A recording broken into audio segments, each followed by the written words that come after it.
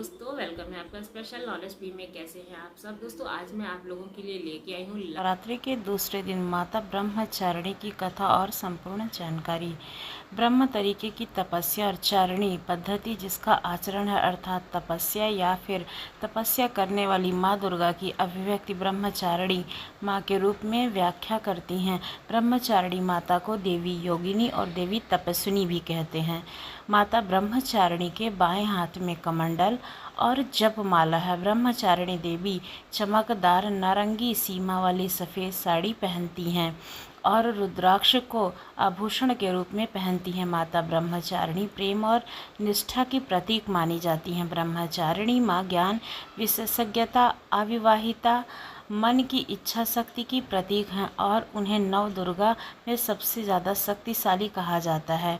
माता ब्रह्मचारिणी स्वाधिष्ठान चक्र से जुड़ी हुई हैं। ब्रह्मचारिणी माँ मंगल ग्रह पर शासन करती हैं। आइए सुनते हैं इनकी कहानी। एक किंवदंती के अनुसार श्री देवी सती का पूर्ववर्ती अवतार देवी पार्वती थी, जिन्होंने स्वयं को आत्मदाह कर लिया था क्योंकि उनके पति भगवान शिव उनके पिता प्रजापति दक्ष के माध्यम से अपमानित हुए थे, जिसे देवी सती सहन ना कर सकीं और उन्होंने स्वयं को आत्मदाह कर लिया।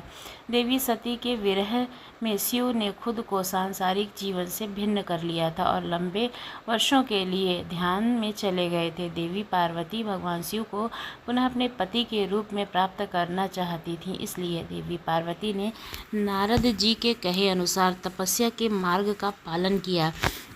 इस बीच देवताओं ने कामदेव से संपर्क किया, जो स्नेह, पसंद, कामुक, प्रेम, वासना और आकर्षण के देवता हैं। देवताओं ने कामदेव को सलाह दी कि वे देवी पार्वती के लिए भगवान शिव के मन में प्रेम की भावना उत्पन्न करें, क्योंकि तारकासुर नामक राक्षस का अंत केवल भगवान शिव के पुत्र द्वारा ही किया जा सकता है। चूँकि भगवान शिव गहरे ध्यान में थे, इसलिए भगवान शिव को पार्वती को पसंद करना जरूरी था। अस्वस्थ होकर कामदेव ने भगवान शिव पर प्रेम का वाण चला दिया। ऐसा माना जाता है कि एक बार भगवान शिव अपने ध्यान से परेशान हो जाते हैं और वे अपना रुद्र रूप धारण कर लेते हैं। वह उनका क्रोधी और उग्र रूप है। जब कामदेव का वाण भगवान शिव पर लगा तो महादेव का ध्यान भंग हो गया। क्रोधित महादेव ने अपनी तीसरी आंख से कामदेव को जला करके राख कर दिया था।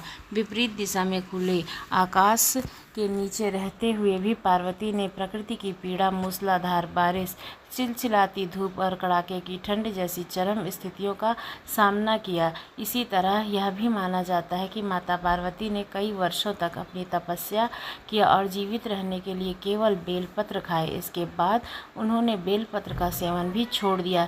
इसी वजह से ब्रह्मचारिणी माता को अपर्णा माता भी कहा जाता है। कई हजार वर्षों तक वह बिना भोजन और पानी के तपस्या करती रही। माता ब्रह्मचारिणी का ध्यान केवल भगवान शिव थे और ब्रह्मचारिणी देवी ने खुद को भगवान शिव की पूजा में लीन कर लिया था।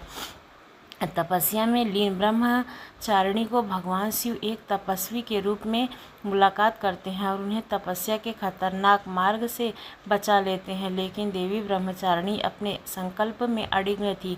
अपनी प्रतिज्ञा पर कायम रहते हुए उन्होंने अपनी तपस्या जारी रखी। भगवान शिव ने उनके दृढ़ संकल्प को देखकर देर सवेर ब्रह्मचारिणी माँ को अपनी पत्नी के रूप में सम्मानित किया। फिर वे शिव और शक्ति एक साथ रहते थे। इस प्रकार देवी माँ ने खुद को पूरी तरह से भगवान शिव की पूजा में समर्पित कर दिया था। इस प्रथम तपस्या ने उन्हें ब्रह्मचारिणी नाम से महिमा मंडित किया। कहा जाता है कि वेद, तत्व और तप ब्रह्म के पर्यायवाची हैं। ब्रह्मचारिणी माता का रूप काफ़ी तेज, शांत और अत्यंत राजसी है।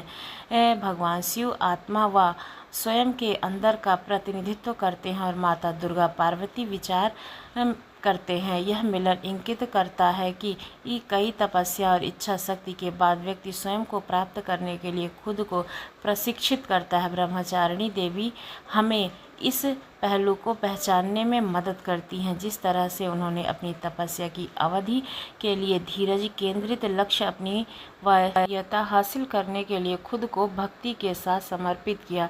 नवरात्रि के दौरान कई मनुष्य दिन के दौरान उपवास रखते हैं, शाम में उपवास तोड़कर देवी माँ की पूजा करते हैं और केवल शाकाहारी भोजन करते हैं, बल्कि स्वस्तिक भोजन करते हैं। ब्रह्मचारिणी की पूजा नवरात्रि के दूसरे दिन भक्तों के माध्यम से की जाती है, ताकि भोजन और पानी से दूर रहने और विचारों और इंद्रियों पर महारत हासिल करने के लिए ऊर्जा की आपूर्ति हो।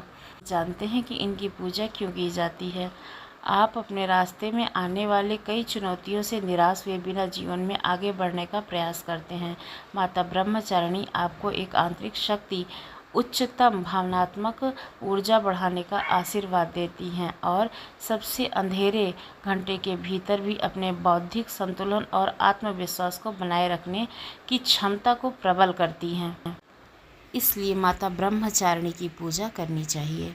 जानते हैं इनका श्लोक क्या है। या देवी सर्वभूतेषु माँ ब्रह्मचारी रूपेण संस्थिता नमस्तस्यै नमस्तस्यै नमस्तस्यै नमो नमः। अर्थात हे माँ सर्वत्र विराजमान और ब्रह्मचारिणी रूप में प्रसिद्ध अम्बे, आपको मेरा बारंबार प्रणाम है। मैं आपको बारंबार प्रणाम करती हूँ। ब्रह्मचारिणी को भोग स्वरूप में मिश्री, दूध और पंचामृत का भोग लगाना चाहिए। तो आपको ये जानकारी कैसी लगी, ये कथा कैसी लगी ज़रूर बताइए। यदि अच्छी लगी तो हमारे चैनल को सब्सक्राइब करना ना भूलिए। धन्यवाद।